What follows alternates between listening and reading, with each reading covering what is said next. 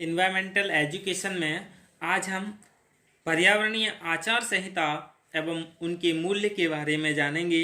Environmental ethics and values यानी पर्यावरण आचार संहिता क्या है और उनके मूल्य क्या हैं। सभ्यता के विकास की शुरुआत से आज के युग तक मानव ने जो भी प्रगति की है उसमें पर्यावरण की बहुत अधिक भूमिका रही है। मानव सभ्यता तथा संस्कृति का विकास मानव व पर्यावरण के सामंजस्य का ही परिणाम है।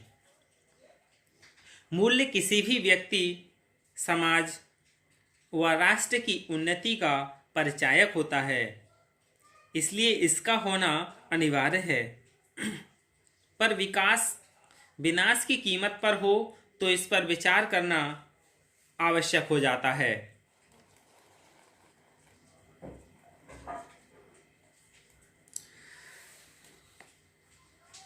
इसी मार्ग पर चलते हुए हमने मशीनों की सहायता लेकर प्रकृति से हस्तक्षेप में असंतुलन को बढ़ाया। जनसंख्या में तेजी से होती वृद्धि व समाज के बदलते आर्थिक सामाजिक मूल्यों के कारण शहरीकरण, औद्योगिकरण व खेती के लिए ज़्यादा से ज़्यादा धरती के उपयोग हेतु वनों की कटाई, प्राकृतिक संसाधनों का अनियोजित दोहन व अधिक उत्पादन के लिए खेती में तकनीकी एवं यंत्रीकरण की प्रक्रिया के लिए रसायनों का अनियंत्रित अविवेकपूर्ण उपयोग आदि ने पर्यावरण को प्रदूषित किया है। यही कारण है कि आज पर्यावरण असंतुलन, जल, वायु, भूमि, शोर, रेडियोधर्मी प्रदूषणों, प्राकृतिक आपदाओं का संकट, जीव जगत के नष्ट होने का संकट, ओजोन परत में क्षरण, तापमान में वृद्धि पर चिंतन व चिंता प्रारंभ हो गई है। आज सभी को यह समझ आने लगी है कि पर्यावरण का विनाश या क्षति हमारा विनाश या क्षति है। अब हम मूल्यों को शिक्षा का नीति निर्देशक तत्व माना जाता है। मूल्य विहीन शिक्षा निर्जीव हो जाती है। यानी जिस शिक्षा में मूल्य न हो, मूल्य विहीन शिक्षा हो, वो कैसी हो जाती है? निर्जीव हो जाती है। शिक्षा का कोई भी पक्ष ऐसा नहीं है जो मूल्य के अभाव में क्रियाशील हो। यानी बिना मूल्य के कोई भी शिक्षा एक्टिव क्रिएटिव क्रियाशील नहीं हो सकती। शिक्षा का उद्देश्य, पाठ्यक्रम, शिक्षण विधियां, अनुशासन, ये सभी मूल्य युक्त क्रियाएं हैं जो कि प्रत्येक शिक्षण में इस तरह की क्रियाएं कराई जाती हैं। शिक्षा के उद्देश्यों का वर्णन करना ही उसके शैक्षिक मूल्यों का वर्णन करना है। अब हम शैक्षिक मूल्य जान लें, यानी एजुकेशनल वैल्यूज़ क्या हैं। शैक्षिक वैल्यू जो हैं वो 3 तरह की हैं। तात्कालिक मूल्य यानी इमीडिएट वैल्यूज़, ये तुरंत ही हमें लाभ देने वाली हों। विवेकपूर्ण इच्छाओं संबंधी मूल्य यानी values related to desires with wisdom. और तीसरा है सौंदर्यात्मक मूल्य यानी एस्थेटिक वैल्यूज़। जो विवेकपूर्ण इच्छाओं संबंधी मूल्य हैं वो 2 भागों में हैं। एक साधनात्मक मूल्य यानी मेडिटेनिंग वैल्यूज़ और दूसरा है स्वाभाविक मूल्य यानी स्पॉन्टेनियस वैल्यूज़।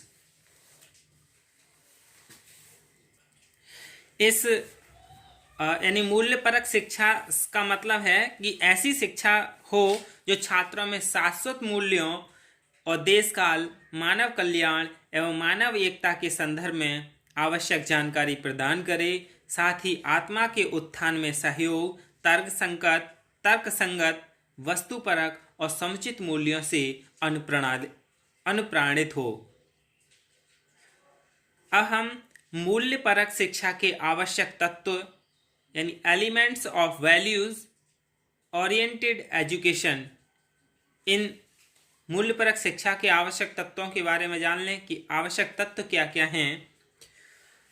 दार्शनिकों ने मूल्यपरक शिक्षा के आवश्यक तत्व दिए हैं, उन्हें जान लेते हैं। विश्व बंधुत्व की भावना, सह अस्तित्व, विश्व बंधुत्व यानी भाईचारे की भावना, सह अस्तित्व यानी आपसी जो मेलजोल है उसका, शाश्वत मूल्य यानी सत्य, धर्म, शांति, प्रेम, अहिंसा, ये सभी शिक्षा के आवश्यक तत्व हैं। पंथ निरपेक्षता, सामाजिक न्याय, सांस्कृतिक परंपराओं का आदर यानी जो भी हमारी संस्कृति में चली आ रही परंपराएं हैं उनका आदर करते हुए आगे बढ़ना। फिर है स्वतंत्रता, सामाजिक गत्यात्मकता, वैधानिकता, आध्यात्मिक विकास यानी बच्चों में आध्यात्मिक विकास करना, आधुनिकता यानी मॉडर्नाइजेशन, पर्यावरण संरक्षण, विश्व परिदृश्य में घटित होने वाली विश्व बंधुत्व यानी विध्वंसक समस्याएं, उनकी जानकारी एवं समाधान, ये सभी मूल्यपरक शिक्षा के आवश्यक तत्व हैं। अब हम मूल्यपरक शिक्षा की विधियों के बारे में जान लें, यानी methods of value oriented education. इनकी शिक्षण की विधियां क्या हैं? एक है उपदेशात्मक आदर्श विधि, यानी उपदेश देकर जो बच्चों में आदर्श विकसित किए जाते हैं। और दूसरा है साहचर्य पद्धति, यानी उनके साथ क्रियाकलाप करते हुए कार्य करना। फिर है पहचान पद्धति, यानी उन्हें जानकारी देना। फिर साक्षात्कार पद्धति, यानी बच्चों के आंतरिक व्यू यानी उनके अंदर के अवलोकन करना। फिर कहानी कथन पद्धति, मनोवैज्ञानिक अभिनय पद्धति यानी, और फिर भूमिका निर्वाह पद्धति यानी रोल प्ले मेथड। यानी ये क्या है? मूल्यपरक शिक्षा की विधियां हैं जिनके द्वारा शिक्षा के मूल्यों को आत्मसात कराया जा सकता है, यानी उनकी आत्मा के उत्थान में सहयोग तर्कसंगत, वस्तुपरक और समुचित मूल्यों से अनुप्राणित किया जा सकता है। अब कोठारी आयोग एवं मूल्य शिक्षा,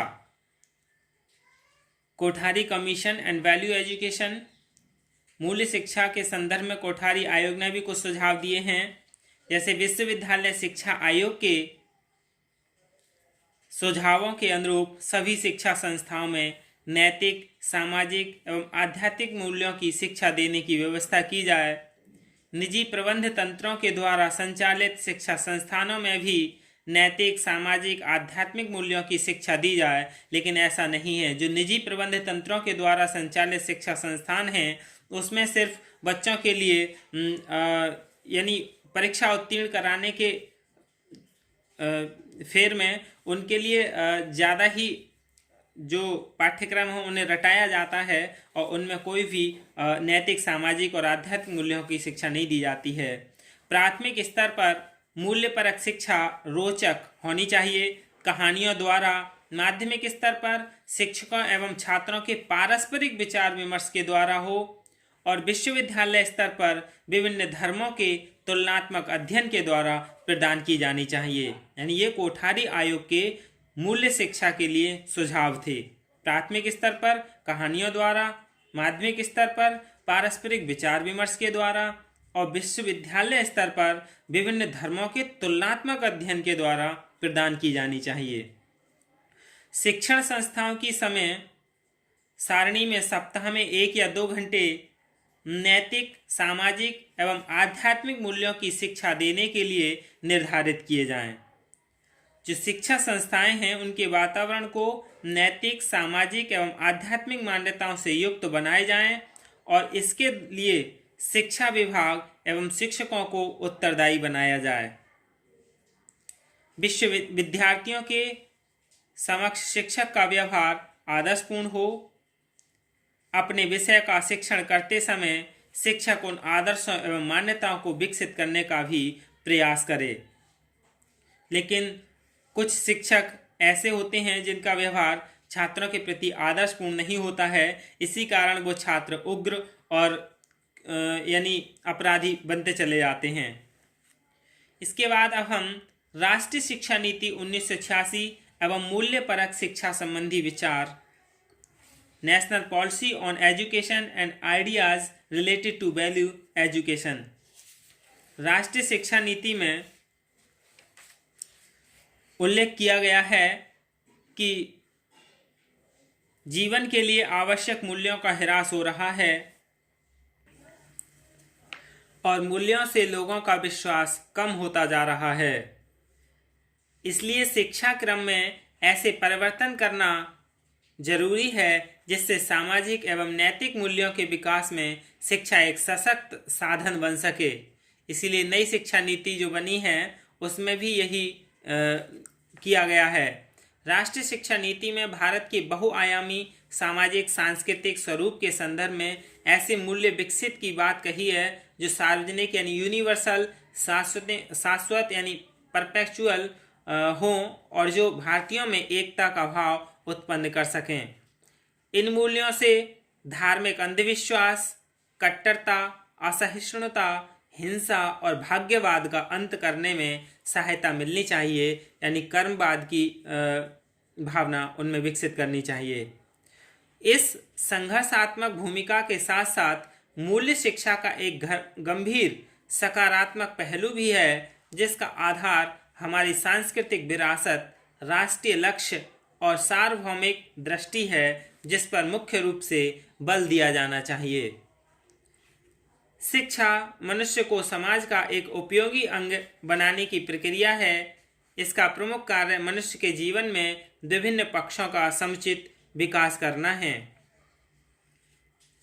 शिक्षा का एक महत्वपूर्ण कार्य क्रोध, हिंसा, द्वेष, लालच, संघर्ष, स्वार्थपरता आदि बुराइयों को दूर करके व्यक्ति को एक नैतिक प्राणी बनाना है और वास्तव में उत्तम शिक्षा के द्वारा व्यक्ति में सहयोग, प्रेम, त्याग, अनुशासन, बंधुत्व, ईमानदारी, कर्तव्यनिष्ठा आदि नैतिक गुणों को विकसित किया जा सकता है और सामाजिक जीवन को अधिक क्रियाशीलता से नियंत्रित बनाए रखा जा सकता है।